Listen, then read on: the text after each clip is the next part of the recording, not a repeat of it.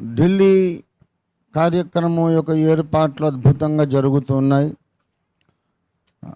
ఇదివరకే కానుకలు సమర్పించిన మీకందరికీ చాలా కృతజ్ఞతలు, దైవాశీస్సులు పలుకుతున్నాను. మన ఊహలకు అంచనాలకు మించి దేవుడు కార్యం చేస్తున్నాడు. రేపు ఢిల్లీ ఈవెంట్లో, ఢిల్లీ హార్ట్ కాన్ఫరెన్స్ హాల్లో, ఆడిటోరియంలో, ఆ వేదిక మీద మీరు అనేక అద్భుతాలను చూడబోతున్నారు. దేవునికి స్తోత్రం.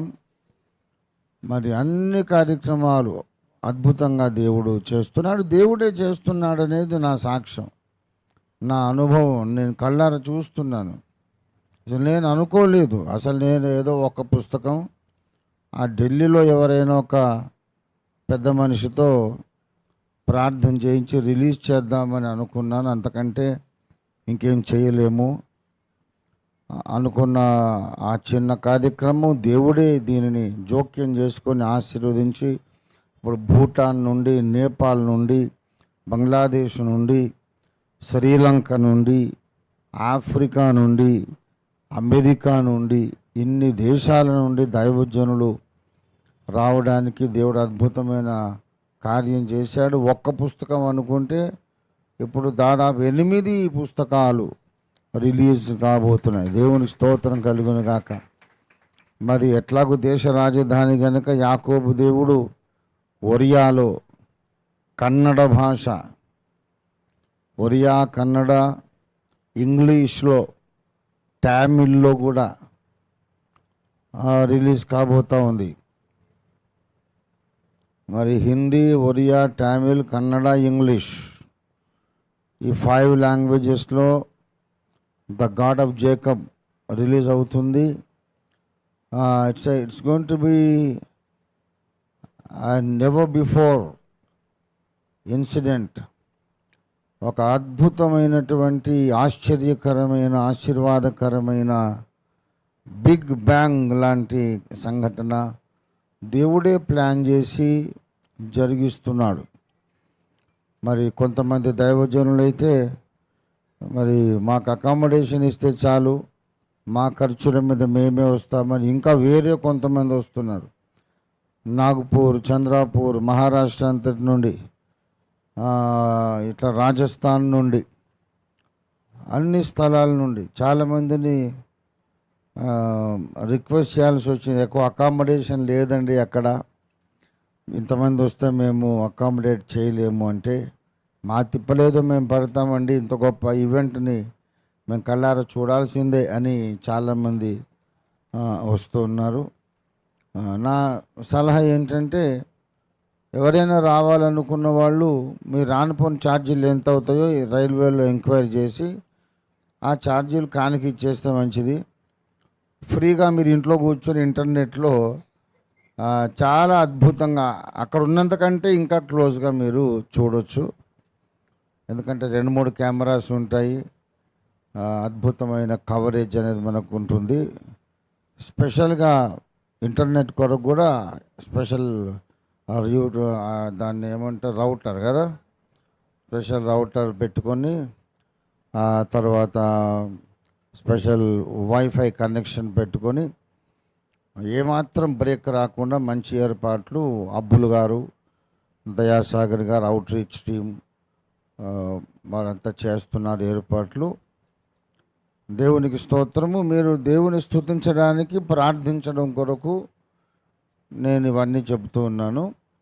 మీరు ఏకాంత ప్రార్థనలో, మీ ఇంట్లో కుటుంబ ప్రార్థనలో ఎప్పుడైనా రోజు మోకరించి ఒక 5 నిమిషాలు ఈ ఈవెంట్ కొరకు ప్రార్థన చేయండి. ఎందుకంటే ఇంత పెద్ద ఈవెంట్ జరుగుతుంది కాబట్టి అడుగడుగున సైతాను పోరాడుతున్నాడు.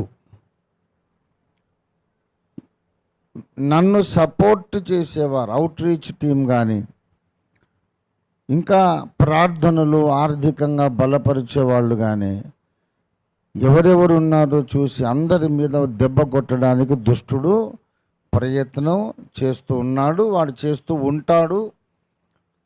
వాడు చేస్తూ ఉండకపోతే వాడి పేరు మార్చి దుష్టుడు తీసేసి మంచోడని పెట్టాలి.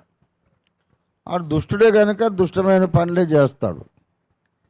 కనుక ప్రార్థనలో మనం వాడిని బంధించాల్సిన అవసరం ఉంది. మనకి ఇదే పని, వాడిని బంధించాలి.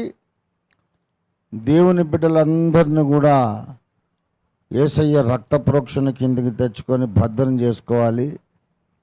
మన పని మనం ముగించాలి. దేవునికి స్తోత్రం కలుగును గాక. మరి చిన్న చిన్నవి యాక్సిడెంట్స్ జరుగుతూనే ఉన్నాయి. దేవుడు కాపాడుతున్నాడు ఎప్పటికప్పుడు.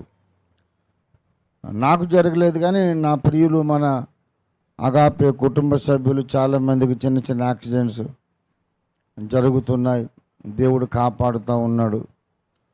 ఇవన్నీ చూస్తుంటే వాడు కొట్టాలని చూస్తూ ఉన్నాడు ఎక్కడి నుంచి అయినా సరే. మనకేమో మంత్రాలు లేవు, ఏమీ లేవు. మంత్రాలు లేవు, ఇంకా ఎటువంటి కర్మకాండ లేదు. ప్రార్థన ఒకటే మనకు తెలిసిన మంత్రం. వాళ్ళు 1,00,000 రకాల మంత్రాలు చేసినా సరే ప్రార్థన అనే ఒక్కటి మనం చేస్తే ఈ మంత్రాలు మొత్తం కాలి బూడిదైపోతాయి. దేవుని స్తోత్రం కలుగును గాక.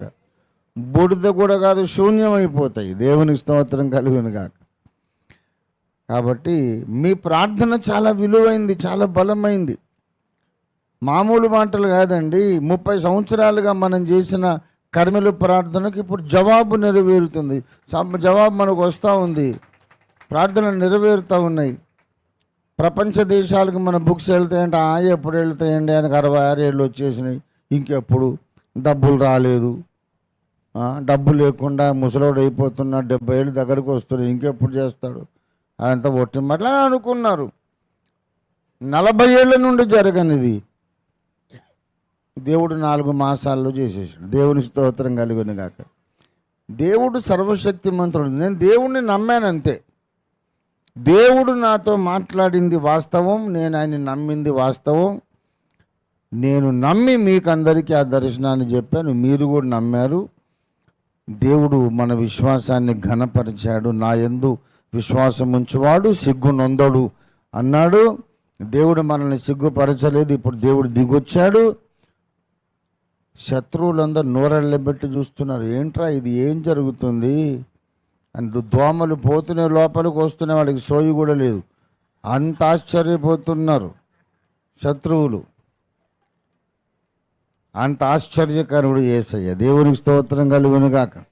హల్లెలూయా, హల్లెలూయా.